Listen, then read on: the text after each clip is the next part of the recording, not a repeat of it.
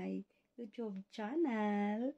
Ito na naman si Riz Venus magbabahagi ng kanyang araw ng weekend ngayon, Sabado guys. So pupunta ako sa mall finally after almost 5 months at makapamasyal din. Hindi naman actually mamamasyal, lumalabas lang naman ako kapag mayroong importante. So ngayon may importante akong lakad dahil yung plan ko na binabayaran ko, prosped ko sa aking para pag lumabas ako, may data ako. Kaso hindi ko siya nagagamit kasi hindi naman ako lumalabas. Hindi ako pag off ko, nandito lang ako sa kwarto. So sayang. Tapos nagma-monthly ako ng sa peso natin is 5,000. So napakamahal siya guys, na dapat ang monthly ko ay nasa 3,000 lang, pero umabot siya ng 5,000 mahigit pa nga. Kaya ano ko doon sa ng itisalat sa office para maayos. Kung hindi, ipapakancel ko siya. Ngayon babayaran ko yun. Hindi ko lang alam kung magkano yung babayaran ko kasi may kontrata kasi yan 1 year. So wala pang 1 year, kaya titingnan ko mamaya kung paano ba ang proseso. Sana pwede na siyang makancel kasi napaka sayang yung 5,000. Kasi dati dahil lagi akong lumalabas every week, nangangailangan ako ng ganun. Tapos kasi wala namang wifi pag sa labas, kaya nagkaroon ako ng ganun. Tapos yun nga, parang ayoko na kasi sayang yung binabayad ko, kaya yun, ipapakancel ko siya. Kaya may lakad ako ngayon at dun yun sa mall. Kaya makakagala na yun. Pansin nyo ba?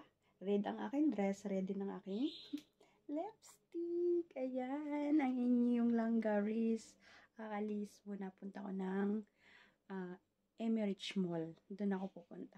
Para mas madali. Kasi inopen ko to siya sa Dubai Mall. Pero napakalayo ng lalakarin pag Dubai Mall. So doon na lang ako sa MOA. Emirates Mall. So ayan guys. Kita-kits tayo. So see you in the mall. Wala akong napili doon guys. Punta sa Max. Doon tayo sa Max. Kaya Forever 21. Baka meron doon.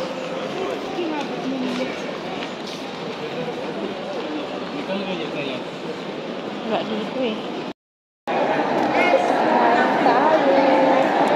May tayo mga langga. Lunch time. Nag-iisa lang ako. Nag-iisa lang.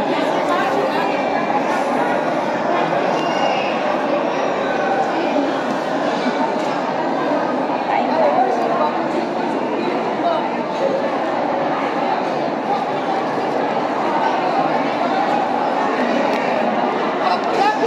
Hindi ako sure kung masarap mo sa pag-ibig.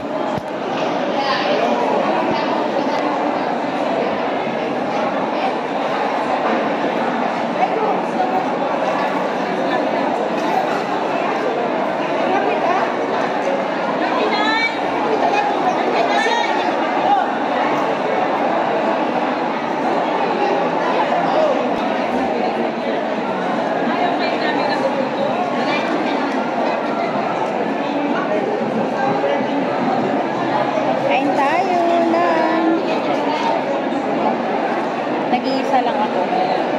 Nag-iisa ako.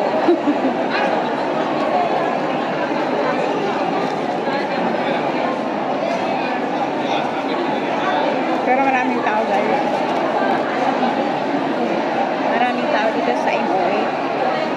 Kain tayo.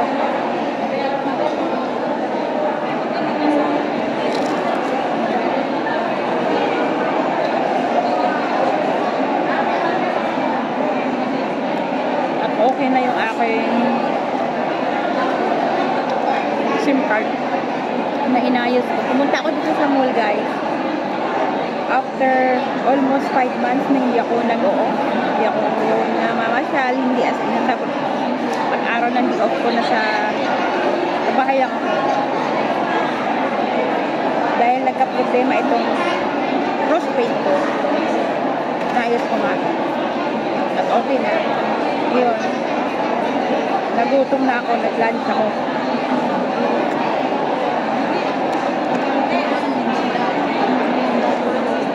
Nakain tayo.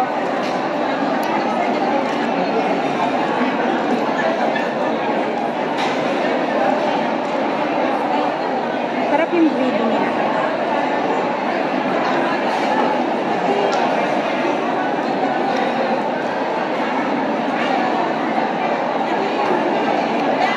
Hindi ako lumabas ng kasi sobrang init dito sa Dubai ngayon. Grabe.